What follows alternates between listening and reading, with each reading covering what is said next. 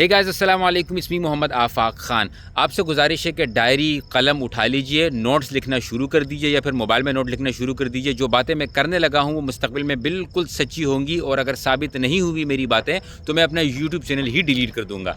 अब आते हैं असल मुद्दे की जानिब।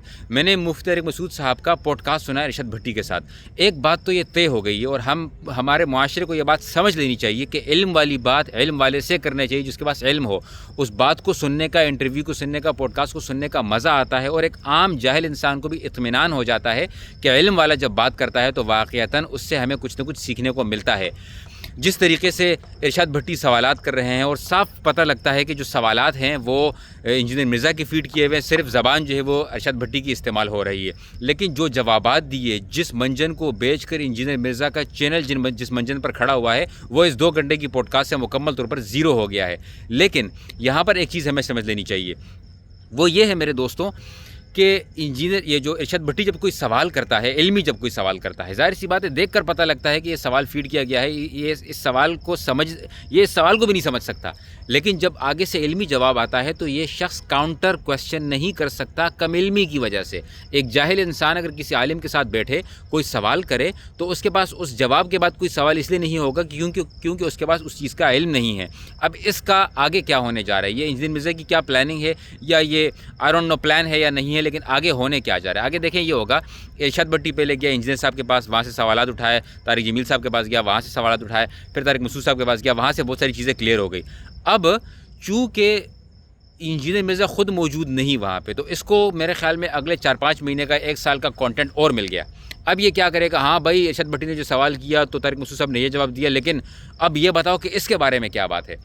मेरे ख़्याल में इंजीनियर मिर्ज़ा के पास अगर इतना टाइम है कि वो पॉडकास्टर्स के साथ बैठता है, अब ये गैरत का तकाज़ा है, इल्म का तकाज़ा है, ये जो है वो मुसलमान होने का तकाज़ा ये है कि भाई मुफ्ती तारिक मसूद साहब एक दफ़ा वहाँ पर आ गए, उन्होंने इरशाद भट्टी की जगह पे भी ये चीज़ें क्लियर कर दी।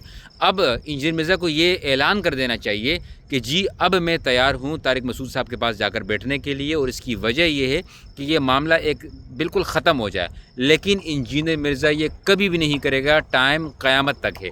इसकी वजह यह है कि अगर एक दफ़ा ये बहस मोबाइल से ख़त्म हो गए कि चिश्ती रसूलुल्लाह कहा गया और पता नहीं क्या कुछ, ये सारी चीज़ें ख़त्म हो चुकी है ना, अभी इसमें कोई कीड़ा निकालेगा। अगर ये ख़ुद वहाँ पर मौजूद हो तो ये जो जिस मंजन को बेच कर, जिस तनकीद को या आदि बातों को मशहूर कर के इसने अपना चैनल खड़ा किया हुआ है, ये ख़त्म हो जाएगा। इसको फिर इस्लाह की बातें करनी होंगी जो कि इससे बेहतरीन अंदाज़ में उलमाए किराम कर रहे हैं, जिसमें इसकी कोई हैसियत बाकी नहीं रहेगी। तो इसकी वजह यह है कि इंजीनियर मिर्ज़ा क्या करता है कि मुख्तलिफ़ लोगों से सवालात फ़ीड करवा के उलमा के पास भेजता है, वहाँ से जवाब आता है, लोग खुश होते हैं, लेकिन फिर ये कोई ना कोई तनकीद करने के लिए आ जाता है। तो अल्हम्दुलिल्लाह मैं यहाँ पर मुफ्ती तारिक मसूद साहब को अप्रीशिएट करूँगा, सैल्यूट करूँगा कि जिस मुदल्लल अंदाज से, जिस मीडिया की ज़बान से, जिस आसान अल्फाज में उन्होंने ऐसे पेचीदे मसाइल के जवाबात दिए, वाक़ियतन पता लगता है कि इल्म की बात इल्म वाले से करनी चाहिए और उस शख्स से करनी चाहिए जो उस मैदान का बंदा हो, जिसको मीडिया का पता हो, जिसको ये आम आसान अल्फाज में बात करना जानता हो, जिसको पता हो कि आवाम का मेंटल लेवल क्या है और इसी से मुआशरे में अच्छाई आती है।